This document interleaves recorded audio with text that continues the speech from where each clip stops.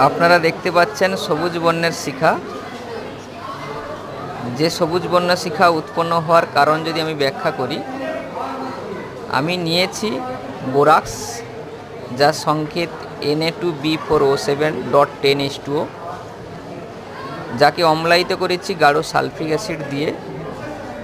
তার সঙ্গে ethyl alcohol মিশিয়ে উত্তপ্ত করেছি, যার ফলে ট্রাই ইথাইল বোরেট নামক এক ধরনের উদ্বায়ী যৌগ উৎপন্ন হয়েছে, যেটি উদ্বায়ী হওয়ার কারণে আগুনের শিখায় জ্বলছে এবং ওই শিখাটার বর্ণ সবুজ বর্ণের হয়। তাই এই সবুজ বর্ণের শিখার জন্য দায়ী হলো ট্রাই মিথাইল বোরেট বা ট্রাই ইথাইল বোরেট।